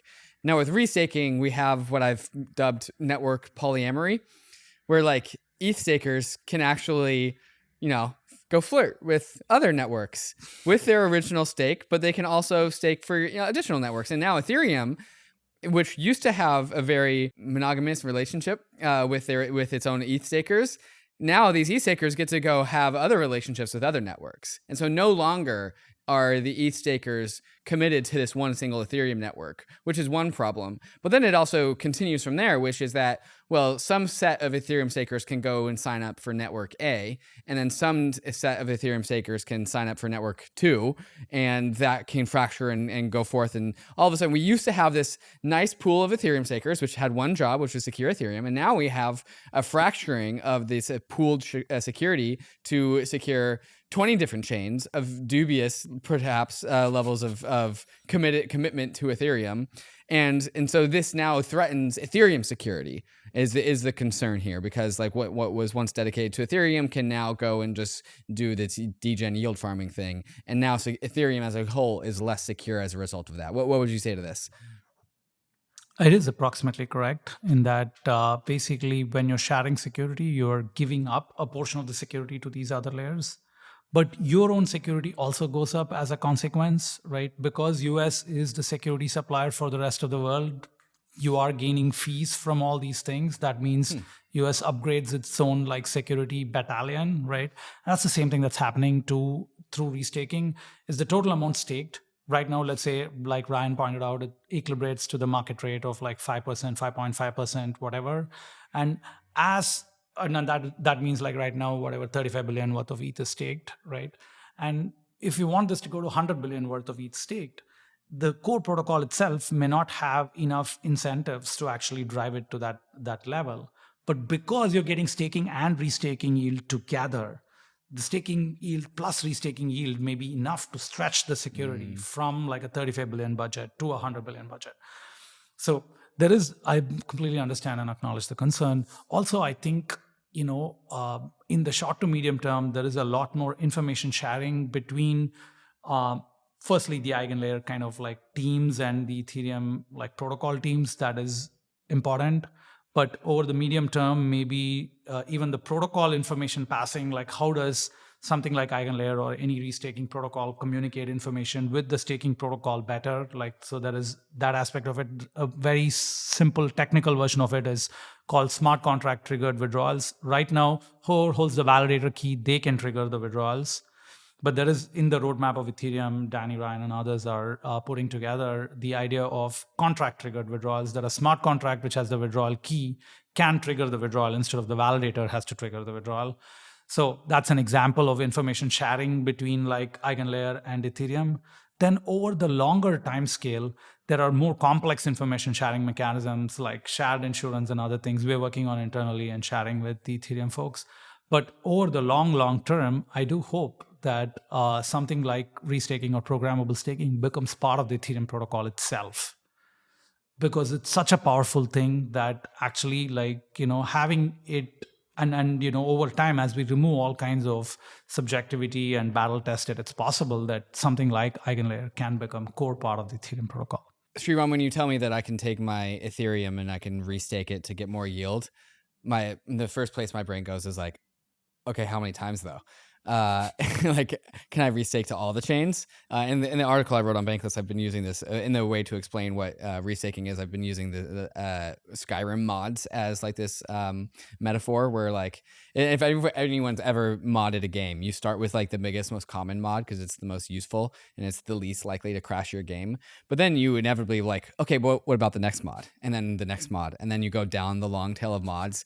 At some point you're installing something completely ridiculous and then you try and open up your game and it crashes. So like the metaphor here is that like when all of these Ethereum validators, Ethereum stakers are given the option to sign up for additional slashing conditions because they get more yield, they're going to sign up for all the slashing conditions that they can. Just like layer on all the mods, like juice my yields up to 20%. Humans aren't good at this whole risk thing. Yeah, I think this is kind of should be considered the base case for a decent portion of the Ethereum stakers who are going to sign up for a lot of extra yield, because we've seen that before. So like, what's the risk here? Is this a legitimate concern? Like, why is this not going to kill Ethereum? Okay, so I like the idea of the Skyrim mods. I think what we want is if somebody installs a Skyrim mod and the mod crashes, that's totally okay. Somebody installs a Skyrim mod and the server burns, that's not okay, right? Like that's the principle that you want to hold here. So how do you make the server not crash, but the mod crash, right? Like the mod crashing is like their karma, like they did something bad, like their service not well built. It should not have good protections. But, Ethereum stakers should not get like, their stake should not be burnt or something for that. How do we do this? Is partly by holding to the core standards of what I explained, which is have objectively attributable slashing conditions. And when you have objectively attributable slashing conditions, which are well vetted and onboarded, then what happens is so imagine somebody builds newer and newer consensus protocols. So let's just take this as a special example, right? Consensus protocols. Ethereum has a consensus protocol. All other chains have their own consensus protocols. And I would say the project to figure out the best consensus protocol is nowhere near done. Like, it's academically an ongoing exercise, as well as, industry innovation is still not stopped. So what do we do there? The slashing condition is very simple. What's the slashing condition? If you sign two messages which are conflicting with each other, right? Like two blocks, then you get slashed. So the slashing contract can be the same contract across hundreds of consensus protocols. So you have a very well-vetted, simple slashing protocol. In fact, you could also have in your node software something we call an anti-slasher. What it does is, I don't know, I cannot trust these hundreds of different node software that I'm running, but I have this thing, but that whenever I'm signing a message, I'll make sure I don't sign a conflicting message. I'm basically forward simulating the slashing contract and making sure that I'll never trigger the slashing contract. So this is called an anti-slasher module. So you just double check this, and now you go degen into like hundreds of different consensus protocols. Nothing happens to you. By the way, this is the same thing that happens on Ethereum, right? On Ethereum, when you're staking, you're really staking into all applications that are built on top of Ethereum. It's just that the only slashing condition that you have is the Ethereum's slashing condition, right? So when people think about like, oh, new services building on top is adding leverage, that's already there in proof of stake, right?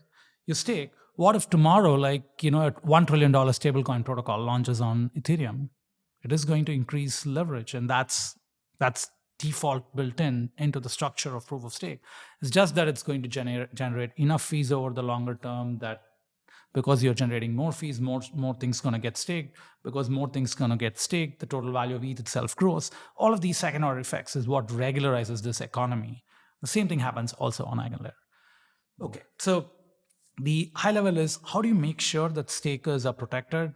And like I said, the two-tier system is what we are building. That's our best attempt at saying that, hey, here's a grade of like service which has gone through all this kind of vetting. And we want to do our best in guiding that and bring best of the community members into that. And there's going to be a permissionless tier, which we will say is don't use, use at your own risk. It's extraordinarily risky, whatever. And we will see basically what happens is risk stratification, which is, stakers are usually like low risk staking, right? Among all the family of like, DeFi degens and others, stakers want stable, long-term yield, So that's the kind of people who are participating in this economy, or they want to support the Ethereum ecosystem and want to contribute their own decentralization to it. So we basically kind of expect that to be like a very high grade, low risk tier. But there'll also be like a free tier, because if we don't enable it, somebody will enable it. And, it's just, there is an emergent economy there that, the only thing that we can do is to educate. And, you two are at the top of that game. Well, I appreciate you saying that, Sreeram. We certainly try, but the only way we move forward is honestly with conversations like this, where we try. It's all we're doing is we're just airing our education and putting that out in podcast form. The other thing I do to get educated is I read posts by this guy named Vitalik Buterin. He's pretty smart. I don't know if you've heard of him. He wrote a fantastic post. I think it was fantastic. I'm still sort of trying to walk through the implication of what he was trying to say and what this means. But it was a post entitled, "Don't Overload Ethereum Consensus." I'll read a few things from it. Over the years... Did you make him write this? I feel like... Was this you? I feel like it. So Vitalik says this in the post. Over the years, there have been a number of ideas, usually at the thought experiment stage, to also use the Ethereum validator set and perhaps even Ethereum social consensus for other purposes. One of those other purposes he mentions is restaking. He also mentions Eigenlayer. And Eigenlayer feels much more beyond the thought experiment stage, okay? This is going to main chain type of stage. And he says, the purpose of this post will be to explain in detail the argument why, in my view, a certain subset, in italics, certain subset of these techniques brings high systemic risk to the ecosystem and should be discouraged and resisted a certain subset of techniques, maybe like restaking, that use the Ethereum validator set, Ethereum social consensus for another purpose, should be discouraged and resisted. I'm curious, what do you think Vitalik was saying in this post? What was your reading of this post? Yeah, I think the title "Do Not Overburden Ethereum Consensus." My read of the actual article is "Do Not Overburden Ethereum Social Consensus." And essentially, it is creating this layering principle. What is the concerns of the state and what's the concerns of the free market, right? And Ethereum had to go through this growing pains like very early in its life at the application layer. At the application layer, you had things like the DAO hack, and how does the social consensus of Ethereum respond to this? And one of the very important things that Vitalik and others had to do is do this one-time thing where like, okay, we're going to revert this, but only for this time. It's not going to happen again and again, and set a boundary and a shelling point that people don't assume that they can take excess risk and then externalize it back to the protocol. The way I think about it is, you guys talk a lot about this, like, banks, right? Banks go and take risks, and they may crash, and if they crash and burn, they're going to come to like the government and say, hey, bail us out. 2008. That's exactly what happened. Too big to fail. Too big to fail. We also heard that in the crypto space, if you remember. Somebody say we're going to be too big to fail. And yeah, let's not say those words. But the thing is, I think basically I read the article as basically saying, hey, now that we're going beyond applications, now that we're talking about raw decentralized trust being supplied, I want to make it clear, or at least Vitalik's wanting to make it clear, what aspects of decentralized trust may be usable and what is not usable. And he's basically saying social consensus is sacred. Don't touch it. Don't signal that, if something happens in ABCD protocol, like I have the backing of Ethereum. And he doesn't single out restaking. I think it's true for things like layer 2s. So you can't say, I'm a big layer 2. If I fail, then Ethereum's going to fork around my failure. If you're a big like application, like, if you're a Uniswap, if you're a maker, because, this has already been said for the applications, it doesn't have to be spelled out, but it's the same principle. If you're a big dApp on top of Ethereum, if you're a big stablecoin, if there's a failure, we're not going to fork around you. Same thing for restaking. If you restake and, if your restaker said, and he gives these examples where like, and we've internalized all this in internal discussions with both EF, but also reading all of the things that Ethereum researchers have written over the years. The idea that, you don't want to fork. So one of the issues that could happen, when social forking would be triggered is a lot of like honest parties lose their money in a way that they didn't anticipate. And one way you might not anticipate is if you slash nodes for failures of disagreeing with the majority. In the normal mode, you assume that the majority is right? And if you say that, whenever you disagree with the majority, I'm going to slash you. Let's say I build an oracle and say that, hey, anybody that disagrees with the majority is going to lose their ETH, right? And then now what could happen is a lot of stakers who opted in may basically say that a majority is malicious, and now like a minority which is honest gets slashed relative to the majority. And then everybody's like, oh my God, I trusted the majority and it's, creating these problems. Now you need to go fork ETH, right? Like, so those are the kinds of examples where you don't want that to happen. In the same way, things like hacks, smart contracts hacks, that's why we built in things like the slashing veto, which is a social consensus internal to the protocol rather than saying it's external to us and Ethereum has to fork around failures. So that's how I read it, is as marking the boundaries of the layer. The Ethereum core consensus, the social consensus is reserved for core protocol functions. And like I mentioned, the core protocol function for which we need social slashing is censorship. Other than that, we don't need social slashing for anything. Everything is algorithmic. Maybe if there's a failure in get or like all the consensus layer clients or something like that, there is a possibility, but we should not be using this nuclear power for anything else. My summary of Vitalik's post is no bailouts. No bailouts. That's the shortest summary possible. I agree with that completely. I think your answer to this is the same. It's like, hey, if you loaded up all those mods and your computer crashed, that's on you. that does not go back to the server. And that's the same thing that Vitalik's saying in his article. It's like, okay, it's fine that your server crashed because that's the choice that you made. But the buck stops at extending that back to the main hub. And that is simply something that I think you, Sreeram, are saying like, well, it doesn't matter if they load up all the mods because and so long as Vitalik, we follow through on Vitalik's post and accept that, hey, there's no bailouts. If we accept that there's no bailouts, you can load up all the mods that you want because all the consequences are on your machine or on your ETH stake. I think your answer to these things are the same, just articulated in two different ways. Is that right?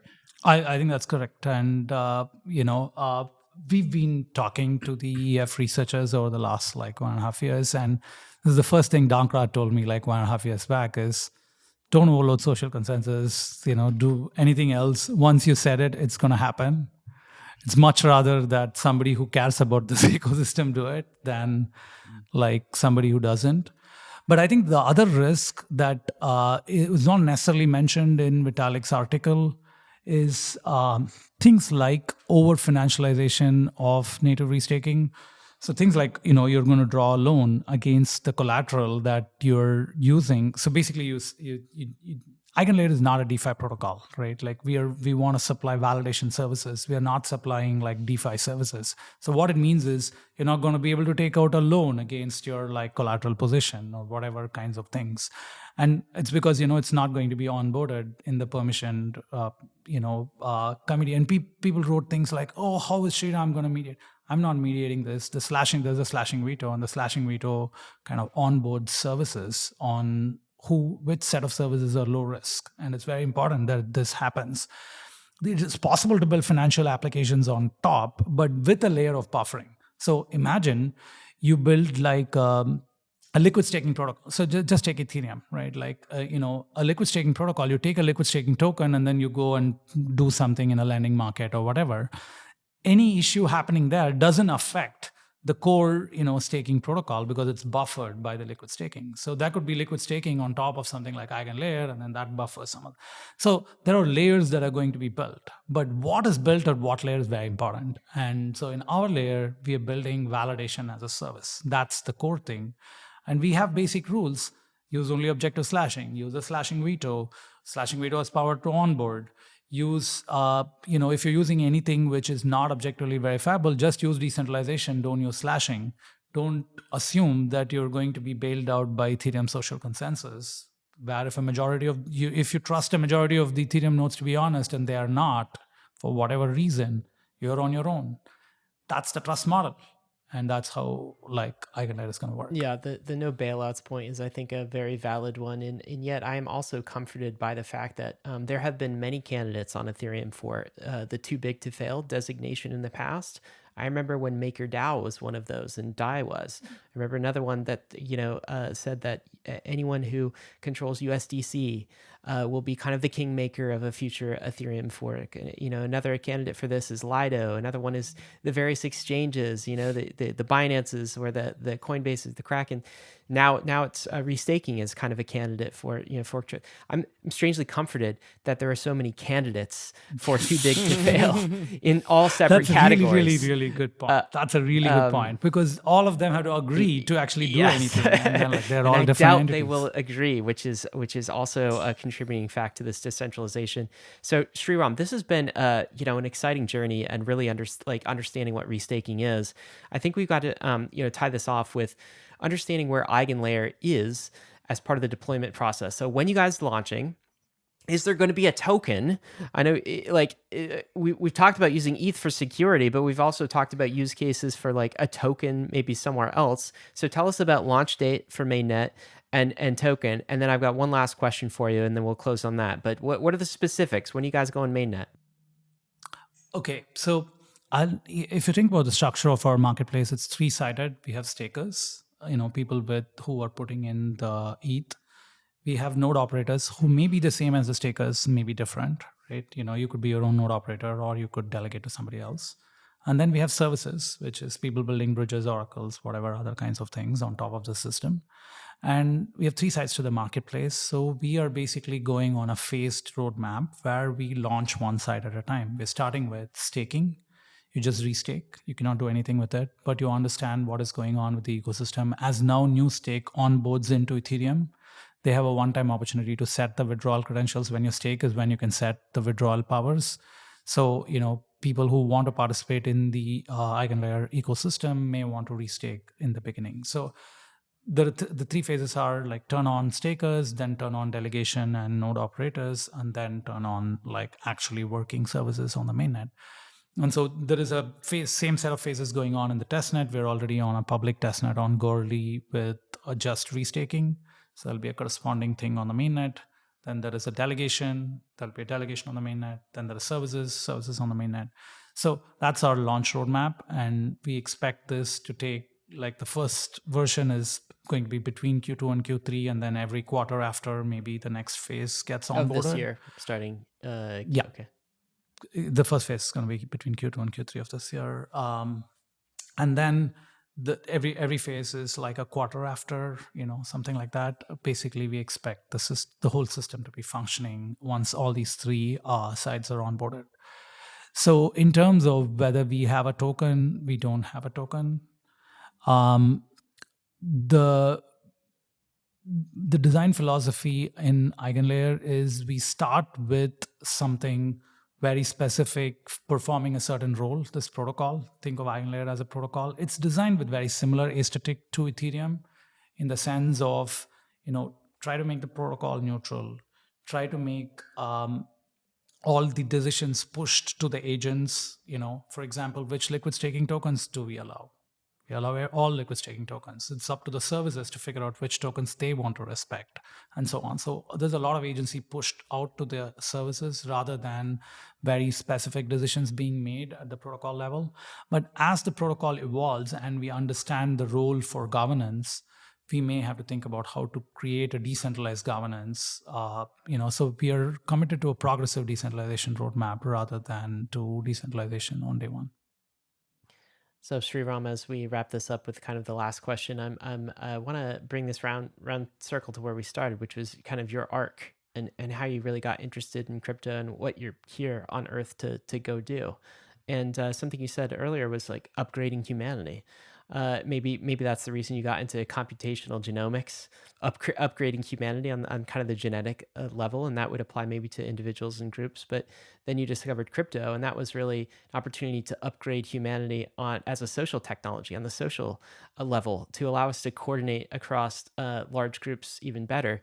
It's funny you mentioned the book *Sapiens*. I know David and I have mentioned it many times on the episode. That was actually a very salient book for me when I was getting into crypto and kind of understanding the why, the impact that this technology could actually have. I want you to imagine 5 years from now where we have restaking in Eigenlayer, restaking as a core primitive is now successful.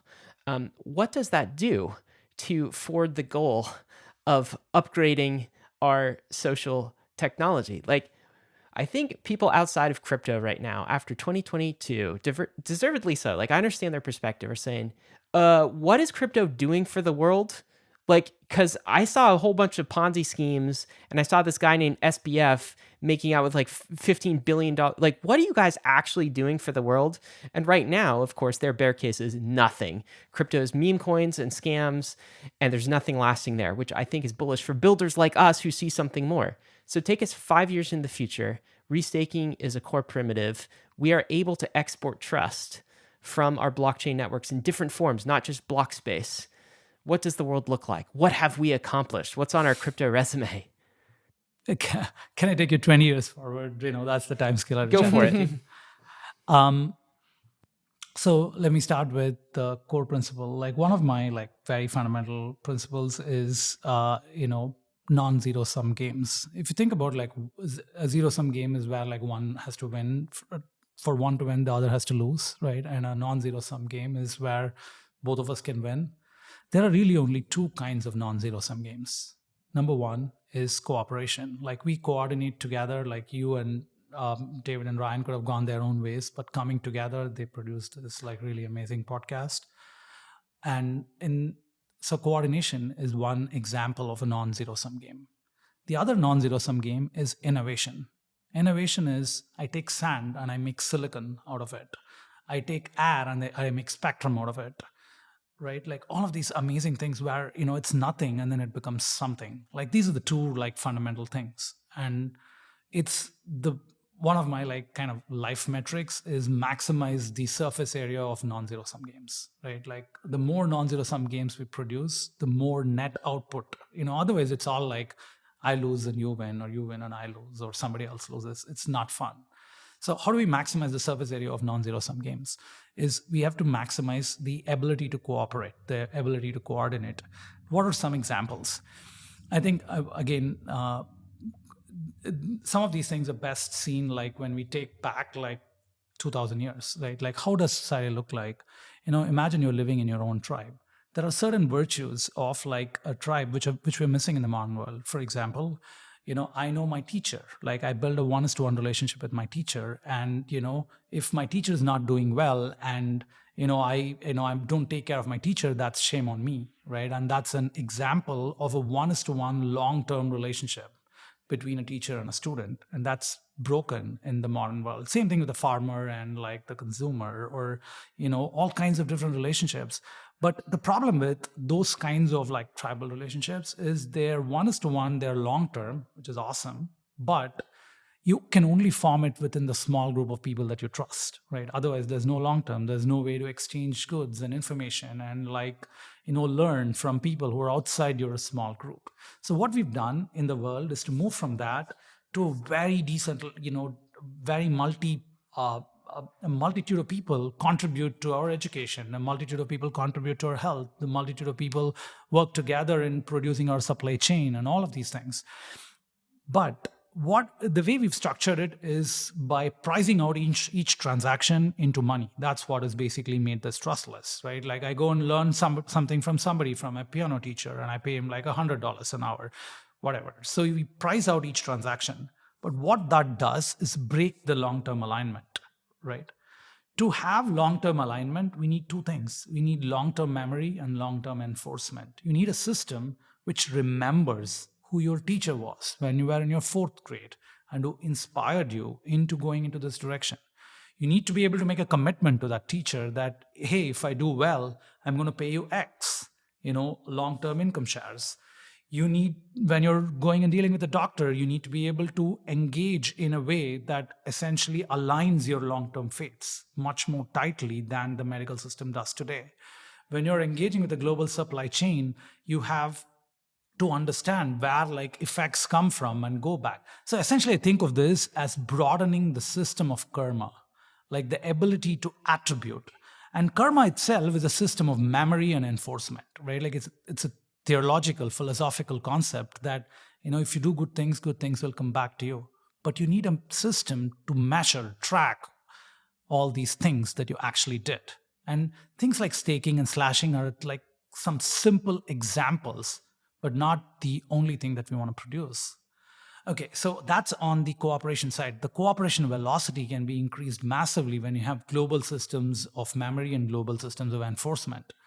On the other side, if you think of what enhances innovation, innovation is enhanced when it becomes permissionless. When I can build on top of your things without your permission, because you don't need to know who I am. I can just come up with some new things and build it, and you don't need to trust me, because we are all interacting with each other on top of this like trust engine, which is the blockchain. Innovations get decoupled from trust. Trust is underwritten from the blockchain, and innovations decoupled and underwritten at a different layer. That lets innovations compose with each other. So I see essentially crypto as turbocharging the two core reasons why we can have non-zero sum games, or in other economic terms, why we have growth in this world. And I think, by working relentlessly towards this goal, we can do something really fun together. That is a very comprehensive, very cool answer. And I like that 20-year vision. I think if we can introduce the world to how crypto is scaling non-zero sum games, cooperation, scaling reciprocity might be another word for karma, and scaling innovation and permissionless tech, that certainly would be something, would be quite transformational. So Sreeram, we're, I guess, maybe the first few steps of a 1,000-mile journey. But here we are with this concept called restaking. Thank you so much for coming on Bankless and educating us about this today. We appreciate you. Thank you so much, Ryan and David. This has been such an awesome opportunity and a privilege to talk to the Bankless listeners today. Here we go. Bankless listeners, some action items for you today. We mentioned a few things to go read. One is don't overload the consensus layer. That's a post from Vitalik. We'll include that, a link in the show notes. Of course, I got to include the book link, Sapiens, from Yuval Noah Harari. Is one of my favorite books. It was mentioned, so any excuse I can do to inject this in the show notes, I'll take it. Got to end with this, risks and disclaimers. Of course, none of this has been financial advice. Crypto is risky. We don't know what the future ETH yield will bear, nor all the restaking protocols that you could ape into. But be careful out there. We are headed west. This is the frontier. It's not for everyone, but we're glad you're with us on the Bankless journey. Thanks a lot.